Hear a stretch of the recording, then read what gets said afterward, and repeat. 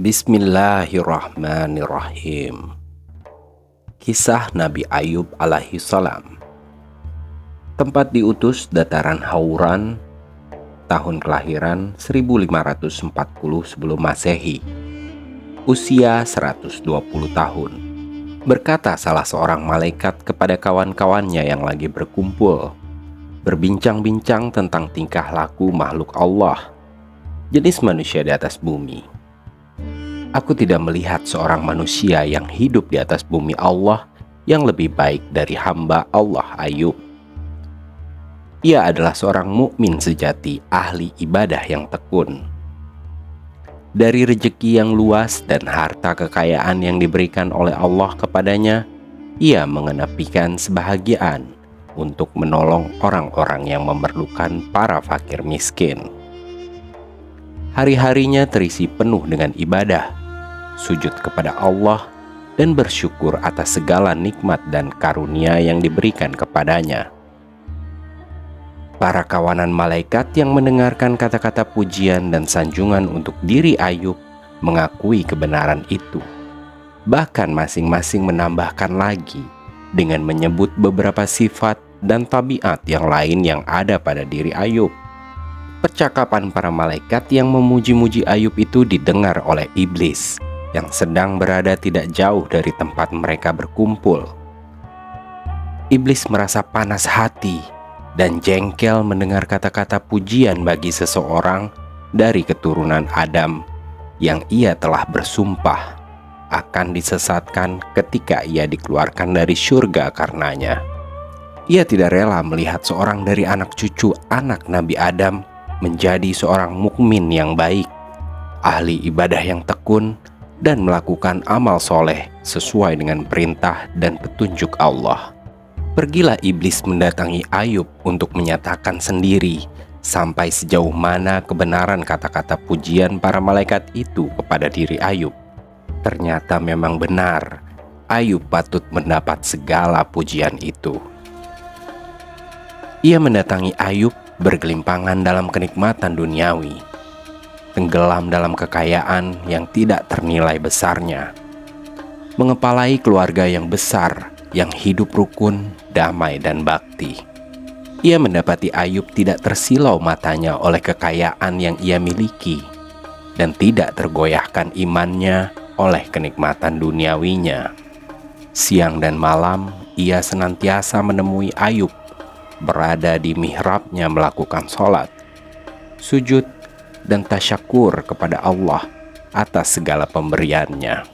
Mulutnya tidak berhenti menyebut nama Allah, berzikir, bertasbih, dan bertahmid.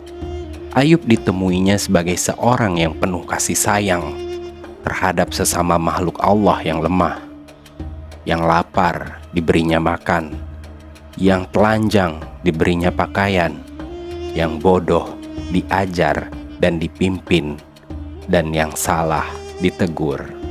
Iblis gagal dalam usahanya memujuk Ayub. Telinga Ayub pekak terhadap segala bisikannya dan fitnahannya, dan hatinya yang sudah penuh dengan iman dan takwa tidak ada tempat lagi bagi bibit-bibit kesesatan yang ditaburkan oleh iblis. Cinta dan taatnya kepada Allah merupakan benteng yang ampuh terhadap serangan iblis dengan peluru kebohongan dan pemutarbalikan kebenaran yang semuanya mental, tidak mendapatkan sasaran pada diri Ayub. Akan tetapi iblis bukanlah iblis jika ia berputus asa dan kegagalannya memujuk Ayub secara langsung. Ia pergi menghadapi kepada Allah untuk menghasut.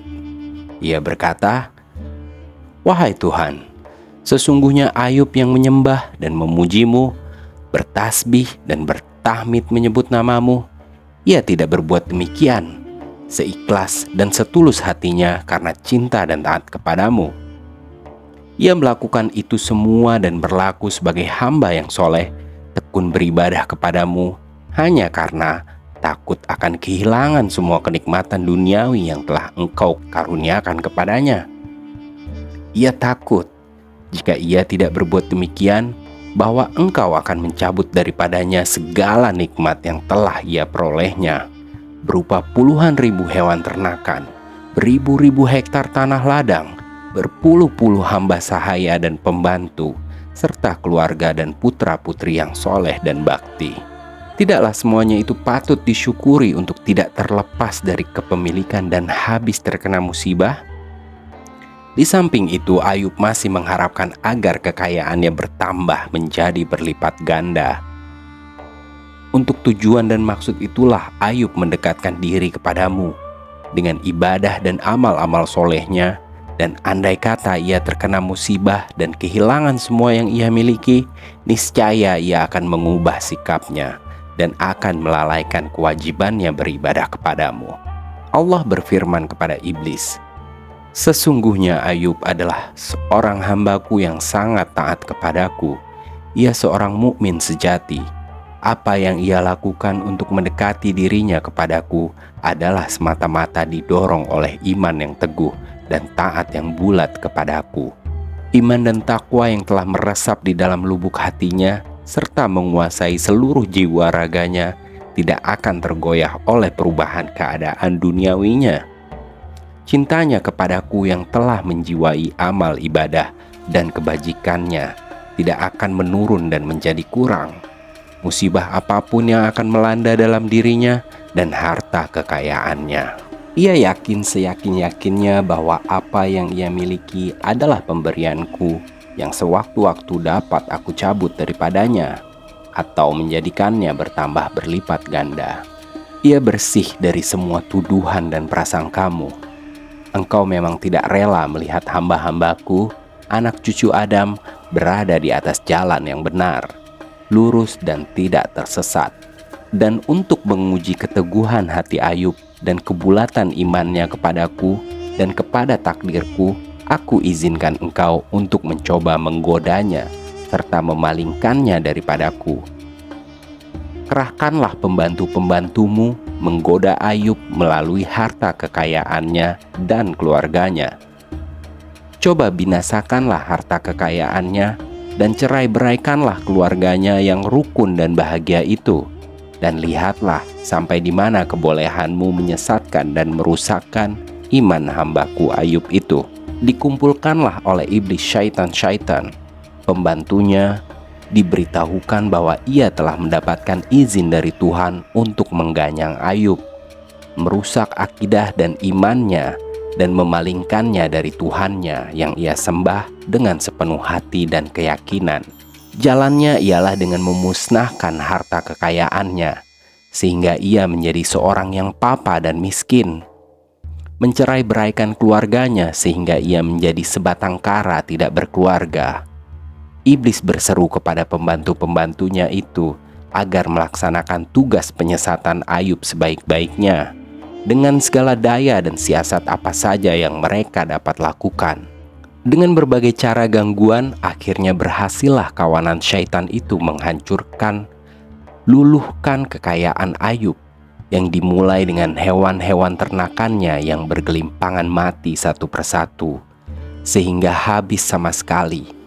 Kemudian disusul ladang-ladang dan kebun-kebun tanamannya yang rusak menjadi kering, dan gedung-gedungnya yang terbakar habis dimakan api. Sehingga dalam waktu yang sangat singkat sekali, Ayub yang kaya raya tiba-tiba menjadi seorang papa miskin, tidak memiliki selain hatinya yang penuh iman dan takwa serta jiwanya yang besar. Setelah berhasil menghabiskan kekayaan dan harta milik Ayub, datanglah iblis kepadanya, menyerupai sebagai seorang tua yang tampak bijaksana dan berpengalaman dan berkata, "Sesungguhnya musibah yang menimpa dirimu sangat dahsyat sekali, sehingga dalam waktu yang begitu sempit telah habis semua kekayaanmu dan hilang semua harta kekayaan milikmu. Kawan-kawanmu merasa sedih, sedang musuh-musuhmu bersenang hati dan gembira melihat penderitaan yang engkau alami akibat musibah yang susul menyusul melanda kekayaan dan harta milikmu.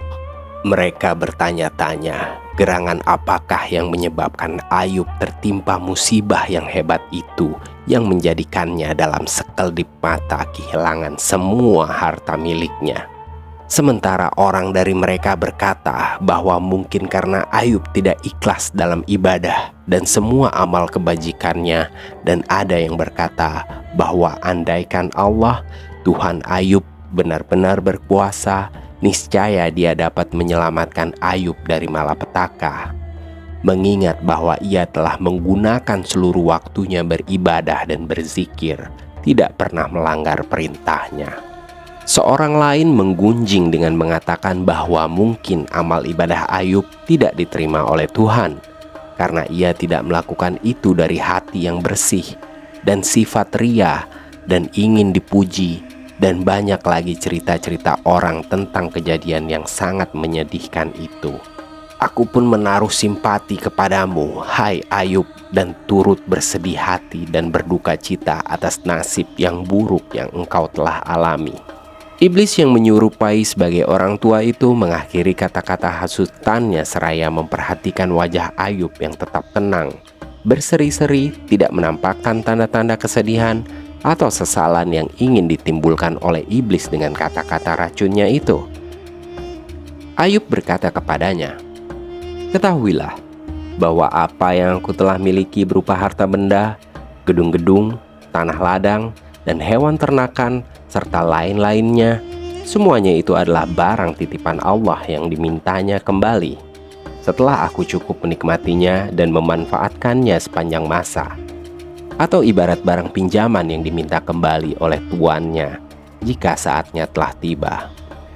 Maka segala syukur dan puji bagi Allah yang telah memberikan karunia-Nya kepadaku dan mencabutnya kembali pula dari siapa yang Dia kehendaki, dan mencabutnya pula dari siapa saja yang Dia suka. Dia adalah yang maha kuasa, mengangkat derajat seseorang atau menurunkannya menurut kehendaknya. Kami sebagai hamba-hamba makhluk-Nya yang lemah patut berserah diri kepadanya dan menerima segala qada dan takdirnya yang kadangkala kami belum dapat mengerti dan menangkap hikmah yang terkandung dalam qada dan takdirnya itu." Selesai mengucapkan kata-kata jawabnya kepada iblis yang sedang duduk tercengang di depannya, menyungkurlah Ayub bersujud kepada Allah, memohon ampun atas segala dosa dan keteguhan iman, serta kesabaran atas segala cobaan dan ujiannya. Iblis segera meninggalkan rumah Ayub dengan rasa kecewa bahwa racun hasutannya tidak termakan oleh hati hamba Allah yang bernama Ayub itu.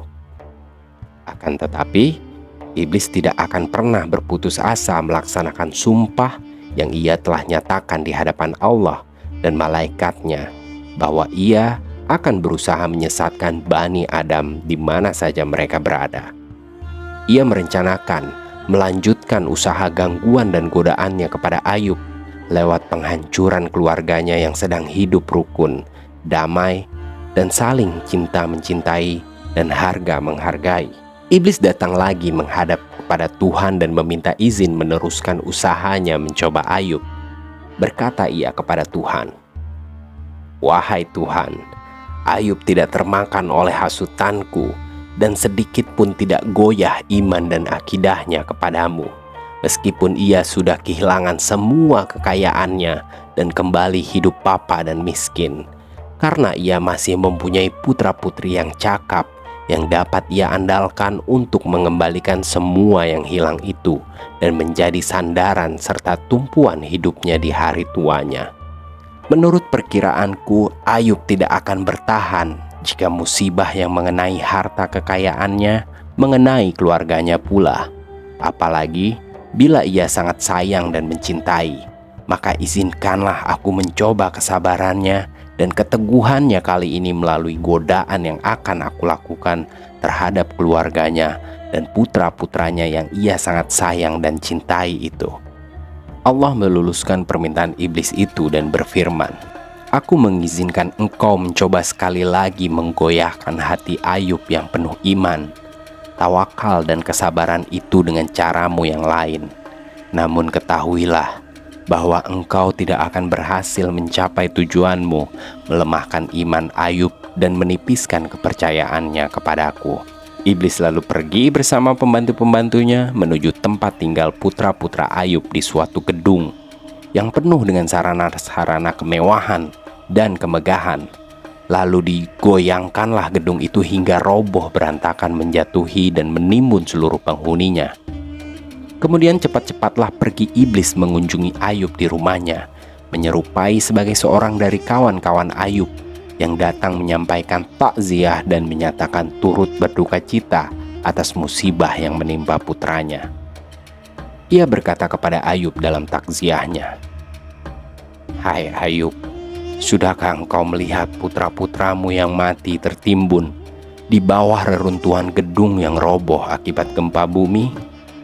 Kiranya wahai Ayub, Tuhan tidak menerima ibadahmu selama ini dan tidak melindungimu sebagai imbalan bagi amal solehmu dan sujud rukukmu siang dan malam."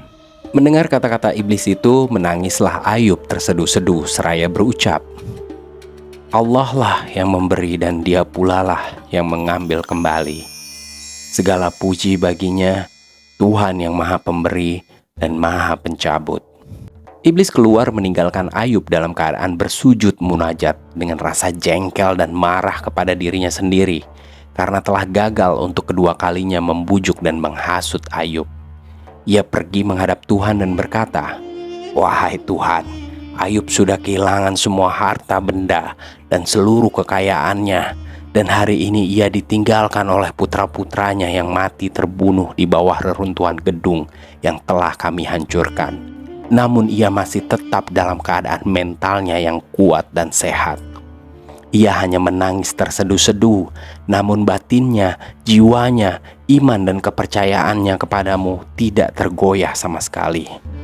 Izinkan aku mencobanya kali ini, mengganggu kesehatan badannya dan kekuatan fisiknya. Karena jika ia sudah jatuh sakit dan kekuatannya menjadi lumpuh, niscaya ia akan mulai malas melakukan ibadah dan lama-kelamaan akan melalaikan kewajibannya kepadamu dan menjadi lunturlah iman dan akidahnya." Allah tetap menentang iblis bahwa ia tidak akan berhasil dalam usahanya menggoda Ayub, walau bagaimanapun besarnya musibah yang ditimpakan kepadanya dan bagaimanapun beratnya cobaan yang dialaminya.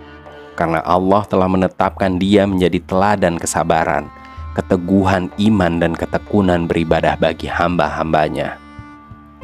Allah berfirman kepada iblis, "Bolehlah engkau mencoba lagi usahamu, mengganggu kesehatan badan dan kekuatan fisik Ayub. Aku akan lihat sejauh mana kepandaianmu mengganggu dan menghamba pilihanku ini." Iblis lalu memerintahkan kepada anak buahnya agar menaburkan benih-benih baksil penyakit ke dalam tubuh Ayub. Baksil-baksil yang ditaburkan itu segera mengganyang kesehatan Ayub, yang menjadikan ia menderita berbagai penyakit, demam panas, batuk dan lain-lain, sehingga menyebabkan badannya makin lama makin kurus, tenaganya makin lemah, dan wajahnya menjadi pucat tidak berdarah dan kulitnya menjadi berbintik-bintik. Akhirnya ia dijauhi oleh orang-orang sekampungnya dan oleh kawan-kawan dekatnya, karena penyakit Ayub dapat menular dengan cepatnya kepada orang-orang yang menyentuhnya atau mendekatinya. Ia menjadi terasing daripada pergaulan orang di tempatnya, dan hanya istrinya lah yang tetap mendampinginya, merawatnya dengan penuh kesabaran dan rasa kasih sayang, melayani segala keperluannya tanpa mengeluh atau menunjukkan tanda kesal hati dari penyakit suaminya yang tidak kunjung sembuh itu. Iblis memperhatikan Ayub dalam keadaan yang sudah amat parah itu, tidak meninggalkan adat kebiasaannya, ibadahnya, zikirnya. Ia tidak mengeluh, tidak bergaduh. Ia hanya menyebut nama Allah, memohon ampun dan lindungannya bila ia merasakan sakit. Iblis merasa kesal hati dan jengkel melihat ketabahan hati Ayub menanggung derita dan kesabarannya menerima berbagai musibah dan ujian. Iblis kehabisan akal, tidak tahu apa usaha lagi yang harus diterapkan bagi mencapai tujuannya, merusakkan akidah dan iman Ayub. Ia lalu meminta bantuan pikiran dari para kawan-kawan pembantunya. Apa yang harus dilakukan lagi untuk menyesatkan Ayub? Segala usahanya gagal tidak mencapai sasarannya. Bertanya mereka kepadanya, "Di manakah kepandaianmu dan tipu dayamu yang ampuh serta kelincahanmu menyebar benih was-was dan ragu di dalam hati manusia yang biasanya tidak pernah sia-sia. Seorang pembantu lain berkata, "Engkau telah berhasil mengeluarkan Adam dari surga. Bagaimanakah engkau lakukan itu semuanya sampai berhasilnya tujuan itu dengan memujuk istrinya?" Jawab iblis. "Jika demikian," berkata syaitan itu kembali, "laksanakanlah siasat itu dan terapkanlah terhadap Ayub. Hembuskanlah racunmu ke telinga istrinya yang tampak sudah agak kesal merawatnya, namun masih tetap patuh dan setia." "Benarlah dan tepat pikiranmu itu," kata iblis. "Hanya tinggal itulah satu-satunya jalan yang belum aku coba. Pasti kali ini dengan cara menghasut istrinya, aku akan berhasil melaksanakan maksudku selama ini." Dengan rencana barunya, pergilah iblis mendatangi istri Ayub, menyamar sebagai seorang kawan lelaki yang rapat dengan suaminya. Ia berkata kepada istri Ayub, "Apa kabar? Dan bagaimana keadaan suamimu di ketika ini?" Seraya mengarahkan jari telunjuknya ke arah suaminya. Berkata istri Ayub kepada iblis itu, "Tamunya itulah dia terbaring, menderita kesakitan, namun mulutnya tidak henti-hentinya bersikir menyebut nama Allah. Ia masih berada dalam keadaan parah, mati tidak, hidup pun tidak." Kata-kata istri Ayub itu menimbulkan harapan bagi iblis bahwa ia kali ini akan berhasil. Maka diingatkanlah istri Ayub akan masa mudanya, di mana ia hidup dengan suaminya dalam keadaan sehat, bahagia, dan makmur, dan dibawakannya lah kenang-kenangan dan kemesraan.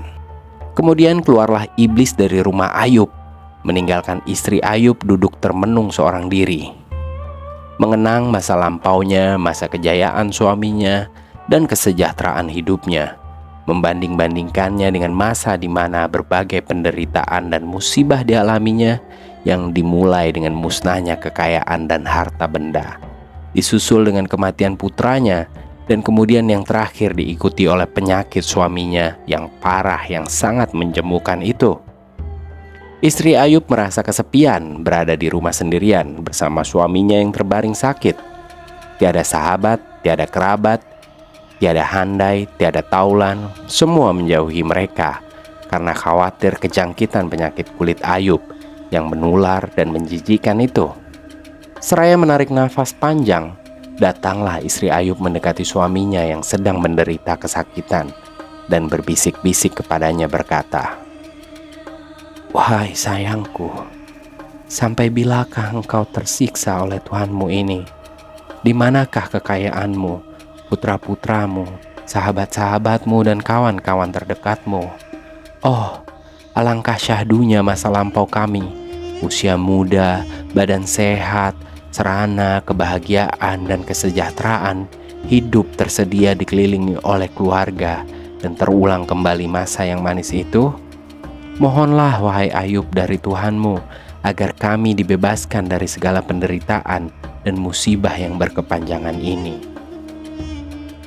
Berkata Ayub menjawab keluhan istrinya, "Wahai istriku yang kusayangi, engkau menangisi kebahagiaan dan kesejahteraan masa yang lalu, menangisi anak-anak kita yang telah mati diambil oleh Allah, dan engkau minta aku memohon kepada Allah agar kami dibebaskan dari kesengsaraan dan penderitaan yang kami alami masa kini. Aku hendak bertanya kepadamu, berapa lama kami tidak menikmati masa hidup yang mewah, makmur, dan sejahtera itu?" 80 tahun, jawab istri Ayub. "Lalu berapa lama kami telah hidup dalam penderitaan ini?" tanya lagi Ayub. 7 tahun, jawab si istri. "Aku malu." Ayub melanjutkan jawabannya, "Pemohon dari Allah membebaskan kami dari sengsaraan dan penderitaan yang telah kami alami, belum sepanjang masa kejayaan yang telah Allah karuniakan kepada kami. Kiranya engkau telah termakan hasutan dan bujukan syaitan, sehingga mulai menipis imanmu dan berkesal hati menerima takdir dan hukum Allah. Tunggulah ganjaranmu kelak, jika aku telah sembuh dari penyakitku dan kekuatan badanku pulih kembali. Aku akan mencambukmu 100 kali. Dan sejak detik ini aku haramkan diriku makan dan minum dari tanganmu, atau menyuruh engkau melakukan sesuatu untukku. Tinggalkanlah aku seorang diri di tempat ini, sampai Allah menentukan takdirnya. Setelah ditinggalkan oleh istrinya yang diusir, maka Nabi Ayub tinggal seorang diri di rumah.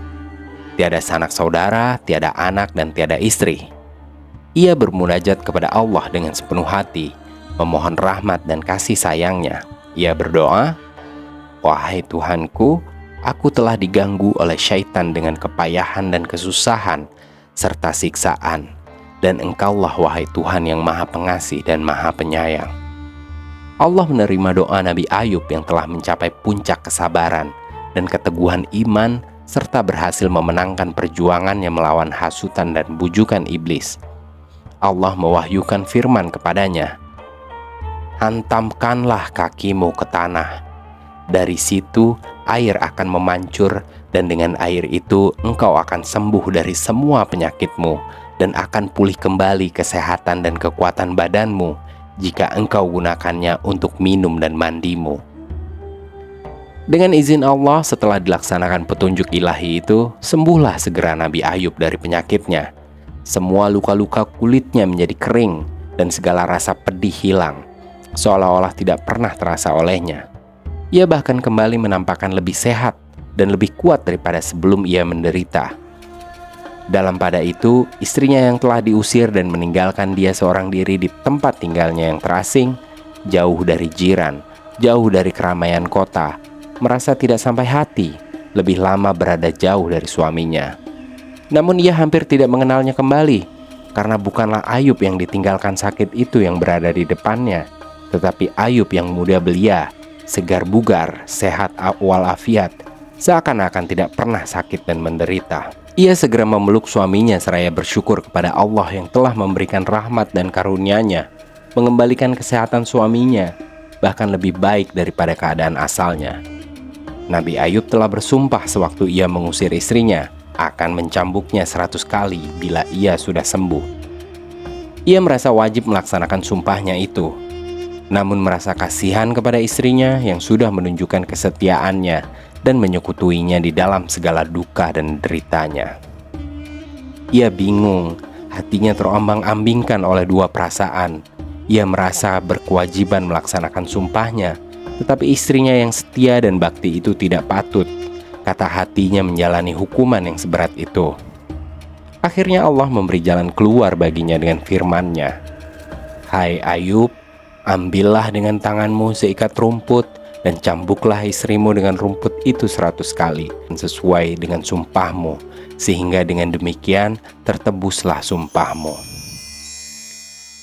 Nabi Ayub dipilih oleh Allah sebagai nabi dan teladan yang baik bagi hamba-hambanya dalam hal kesabaran dan keteguhan iman, sehingga kini nama Nabi Ayub disebut orang sebagai simbol kesabaran. Orang menyatakan, si fulan memiliki kesabaran Ayub dan sebagainya. Dan Allah telah membalas kesabaran dan keteguhan iman Ayub, bukan saja dengan memulihkan kembali kesehatan badannya dan kekuatan fisiknya kepada keadaan seperti masa mudanya, bahkan dikembalikan pula kebesaran duniawinya dan kekayaan harta bendanya dengan berlipat gandanya. Juga kepadanya dikaruniakan lagi putra-putra sebanyak yang telah hilang dan mati dalam musibah yang ia telah alami. Demikianlah rahmat Tuhan dan karunia-Nya kepada Nabi Ayub yang telah berhasil melalui masa ujian yang berat dengan penuh sabar, tawakal, dan beriman kepada Allah. Kisah Ayub ini dapat dibaca dalam Al-Quran Surah Syad ayat 41 hingga ayat 44 dan Surah Al-Anbiya ayat 83 dan ayat 84. Wallahu a'lam bishawab.